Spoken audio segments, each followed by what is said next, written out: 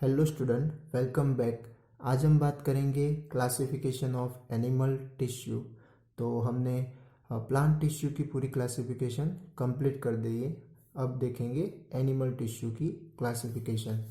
तो dear student, आप जानते हैं कि एनिमल्स भी मल्टी सेल्यूलर ऑर्गेनिज्म होते हैं और इस तरह के मल्टी सेल्यूलर ऑर्गेनिज्म में जो भी फंक्शन परफॉर्म होते हैं वह किन के थ्रू होते हैं, तो उनके अंदर के टिश्यू के थ्रू। ठीक है। और अब यहाँ पर भी यानी कि एनिमल में भी डिफरेंट डिफरेंट तरह के फंक्शन परफॉर्म होंगे। ओके।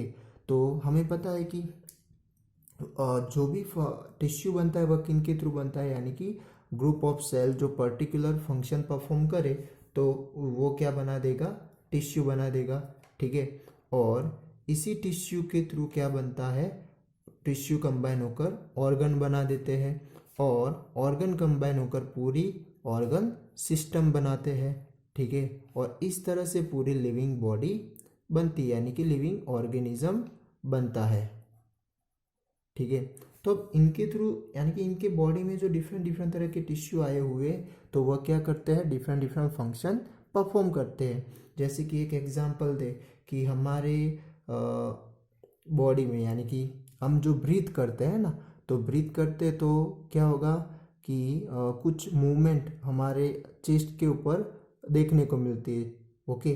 तो वह किन की वजह से, तो लंग्स की वजह से, कि लंग्स में क्या हो रहा है, मूवमेंट हो रही है। ठीक है।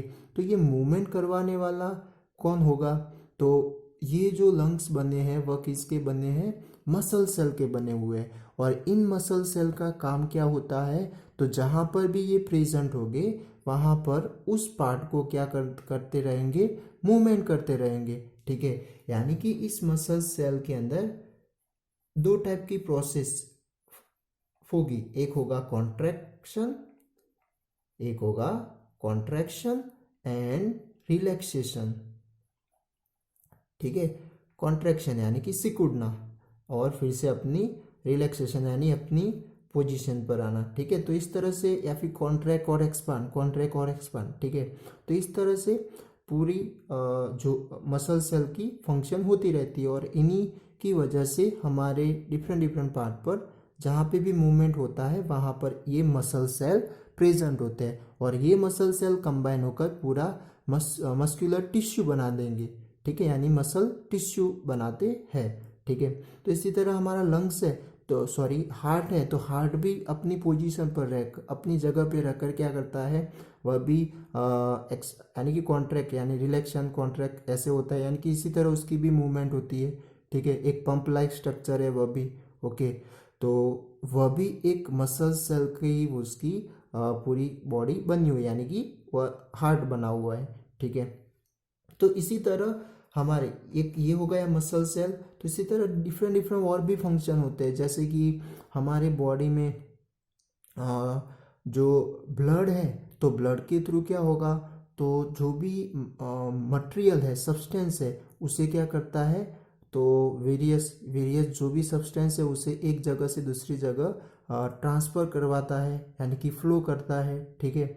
तो वह एक एग्जांपल दूँ तो जैसे कि ऑक्सीजन है, तो ऑक्सीजन हमारे लंग्स के थ्रू यानी कि हम ब्रीथ करते हैं, इनहेल करेंगे ऑक्सीजन, तो लंग्स के थ्रू क्या होगा, एब्जॉर्ब होगा। लंग्स के थ्रू क्या होने वाला है, एब्जॉर्ब, और वह एब्जॉर्ब होकर कहाँ पर जाएगा, पूरी बॉडी में स्प्रेड हो जाएगा। और वह किन के थ्रू होता है, तो ब्लड के थ्रू। ओके। बट ये आप जानते होंगे कि जो लंग्स में जो ब्लड के अंदर जो ये ऑक्सीजन जाता है वह कौन से पार्ट से जाता है, तो उसका नाम आप याद रखना, एल्वेओली। उसका नाम क्या होता है, एल्वेओली। तो ये एल्वेओली के थ्रू गैसियस एक्सचेंज होती है लंग्स से लेकर ब्लड में और ब्लड से लेकर लंग्स में। ठीक है। तो इस तरह की ये जो एल्वेओली जो पार्ट होता है लंग्स के अंदर, उनके थ्रू ऑक्सीजन गैस और कार्बन डाइऑक्साइड गैस क्या होती रहती है, एक्सचेंज होती रहती है। हमें पता है कि जो इस तरह से ऑक्सीजन जो हमारे ब्लड में जाता है तो वह पूरे हर एक सेल पर पहुंचेगा और उनके थ्रू जो यानी कि डाइजेशन से जो फूड पार्टिकल्स आता है डाइजेस्ट होकर, ठीक है, तो वह भी सेल के पास जाएगा और वो भी ब्लड के थ्रू। तो उन उन दोनों का क्या होगा फिर माइटोकॉन्ड्रिया यानी कि सेल के अंदर माइटोकॉन्ड्रिया से उनके ऊपर केमिकल रिएक्शन होगी और उससे क्या बनता है, एनर्जी बनती है, यानी कि सेल्स के थ्रू क्या बनती है, एनर्जी, और वो भी कहाँ पर, माइटोकॉन्ड्रिया में। ठीक है, तो अब ये जो एनर्जी बन रही है या फिर इस तरह की जो ऑक्सीजन है, फूड पार्टिकल्स है, तो उनकी जो मूवमेंट हुई, वो जो फ्लो उनका जो फ्लो हुआ एक जगह से दूसरी जगह या फिर ट्रांसपोर्टेशन, तो वह कैसे हुआ, तो ब्लड के थ्रू। तो ब्लड भी एक टाइप का क्या हो जाएगा, टिश्यू हो जाएगा। ठीक है, तो इस तरह से हमारी बॉडी में डिफरेंट डिफरेंट तरह के फंक्शन परफॉर्म होते हैं। ओके, तो ये ब्लड का काम तो ये हो गया कि जो, तो ये ब्लड का काम यानी कि इस तरह के फूड फूड है, फूड के पार्टिकल्स है, यानी कि ग्लूकोज है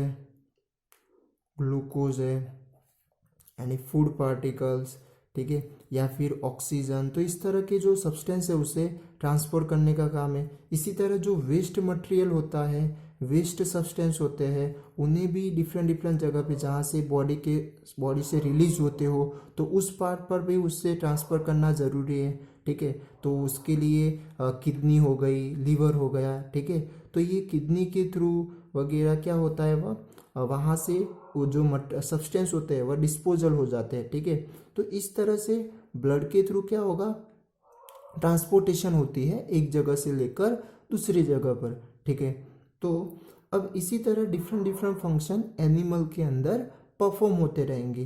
तो इनके अकॉर्डिंग इन एनिमल टिश्यू के मेन 4 क्लासिफिकेशन किए गए हैं, और वो कौन से हैं, तो वह देखते हैं। तो एनिमल टिश्यू में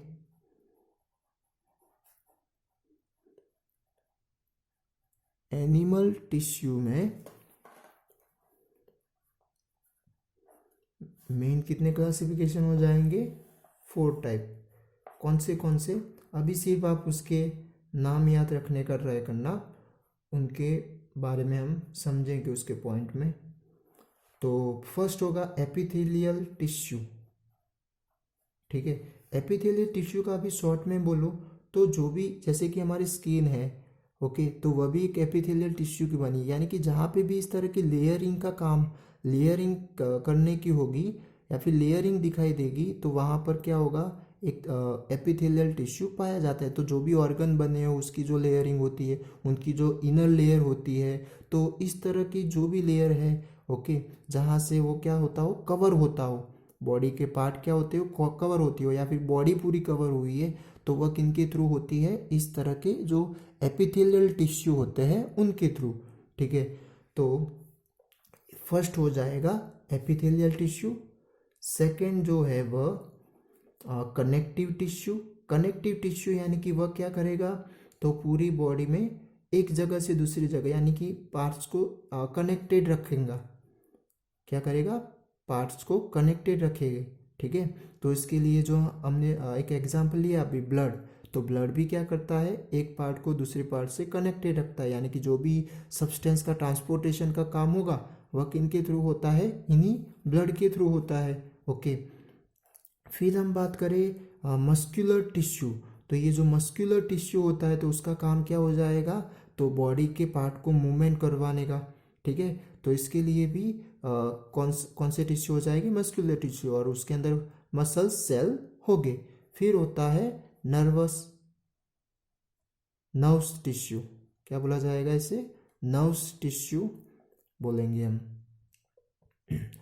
नर्व्स टिश्यू। ठीक है, तो ये नर्व्स टिश्यू का काम क्या हो जाएगा, तो जैसे कि मान लो कि सडनली आपको कोई सुई वगैरह या फिर कोई पिन वगैरह चुभा दे, ठीक है, तो इसकी वजह से आप वो पार्ट सडनली ले लेते हैं, आपको पता भी ना हो, और अपने आप ही वह वहाँ से हम हटा देते हैं। तो ये सब जो कंट्रोल हमारी बॉडी के थ्रू होता है वह किसके थ्रू होगा, इस तरह के नर्व्स टिश्यू के थ्रू। या फिर मान लो कि कभी कभार आपको पता ना हो और आपका हाथ गर्म या ठंडी चीज़ को टच कर ले, ठीक है, तो भी क्या होता है, आप सडनली उसे ले लेते हैं, यानी कि आपको पता भी ना हो और आप क्या कर दोगे, वहाँ से हाथ अपने आप ही चला जाता है। तो ये सब एक कंट्रोल होता है ब्रेन के थ्रू। ओके, तो यहाँ पर इस तरह का नर्व टिश्यू, तो उसमें ब्रेन का पूरा कंट्रोल होता है, तो उसके अंदर नर्व सेल्स भी पाए जाते हैं। तो उसके अंदर हम समझेंगे, ठीक है। तो मेनली ये 4 टाइप्स हो जाएंगे, epithelial, connective, muscular and nerves, ठीक है। अब ये जो एपिथेलियल टिश्यूज के अंदर हमें जो पार्ट समझने हैं वह कुछ इस तरह से है। फर्स्ट होगा स्क्वैमस, स्क्वैमस एपिथेलियल टिश्यू, ठीक है। अभी आप नाम याद रखने का ट्राई करो, उसकी हम डिटेल में बात उसके पॉइंट में करेंगे। सेकेंड होगा कॉलमनर, कॉलमनर एपिथेलियल टिश्यू, ठीक है। यानी कि इसके स्ट्रक्चर के थ्रू बेस पर या फिर उसके फंक्शन के बेस पर इनके नाम रखे गए हैं। थर्ड होगा सिलिएटेड एपिथेलियल टिश्यू। फोर्थ होगा क्यूबॉइडल, क्यूबॉइडल एपिथेलियल टिश्यू। और फिफ्थ है ग्लैंड्यूलर एपिथेलियल टिश्यू, ठीक है।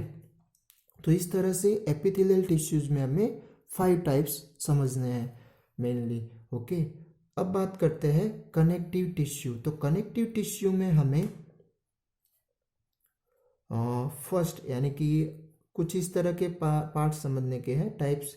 तो फर्स्ट है areolar, areolar epithelial sorry areolar connective tissue जो होते हैं। फिर एडिपोज, अभी नाम रखने आपको याद रखने थोड़े डिफ़िकल्ट हो गए, बट उसके फंक्शन वगैरह आप समझोगे तो उसके अकॉर्डिंग आपका वह इजी हो जाएगा। फिर होगा कार्टिलेज, फिर आएगा बोन, बोन भी एक टाइप का क्या है, कनेक्टिव टिश्यू है। फिर लिगामेंट, उसके बाद टेंडोन या फिर टेंडन, फिर ब्लड। तो इस तरह के टिश्यूज इनके समझने हैं, किसके लिए, connective tissue, okay. Muscular tissue के हमें 3 टाइप्स समझने हैं। कौन से हैं वह, तो उसमें आएगा फर्स्ट स्टेरिएटेड, स्टेरिएटेड या फिर उसे दूसरा बोलना हो तो स्ट्रेटिफाइड, स्ट्रेटिफाइड टिश्यू, स्टेरिएटेड या तो फिर स्ट्रेटिफाइड, ठीक है। इसके साथ उसके बाद अनस्टेरिएटेड, अनस्टेरिएटेड मस्कुलर टिश्यू। और थर्ड हो जाएगा कार्डियक, कार्डियक मस्कुलर टिश्यू, ठीक है। तो इस तरह से मस्कुलर टिश्यू में हमें 3 टाइप्स देखने हैं। और नर्व्स टिश्यू में पूरा नर्व सेल्स के बारे में हम समझेंगे, उसका पूरा स्ट्रक्चर वगैरह, ओके। तो ये बात थी एनिमल टिश्यू के क्लासिफिकेशन की। तो आप देख सकते हैं एनिमल टिश्यू के क्लासिफिकेशन में हमें क्या क्या डिटेल में बात करेंगे। तो उसके मेनली 4 टाइप्स हो जाएंगे, कौन से, epithelial, connective, muscular and nerves, ठीक है। एपिथेलियल के 5 टाइप्स हो जाएंगे। स्क्वैमस, स्क्वैमस के एक्चुअली भी उसके अंदर भी 2 टाइप्स है, सिंपल और स्ट्रेटिफाइड, ओके। तो वह अंदर देखेंगे हम। तो फर्स्ट होगा स्क्वैमस, सेकेंड हो जाएगा columnar, ciliated, cuboidal and glandular, ठीक है। कनेक्टिव टिश्यू में areolar, adipose, cartilage, bone, ligament, tendon and blood, okay. Muscular tissues में हो जाएगी स्ट्रेटिफाइड, स्ट्रेटिफाइड या फिर स्टेरिएटेड।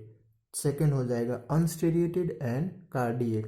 तो कार्डियक है जो हमारे हार्ट है ना, उसके अंदर, क्योंकि हार्ट भी मूवमेंट करता है, ठीक है, वह भी एक पंप का फंक्शन करता है, ठीक है।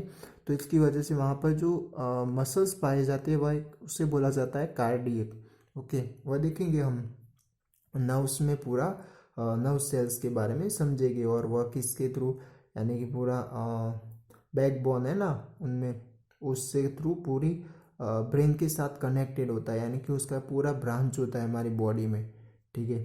तो वह भी कहाँ पे पाया जाता है वह भी हम बात करेंगे। तो आज हमने देखा क्लासिफिकेशन ऑफ एनिमल टिश्यू, ठीक है। Thank you.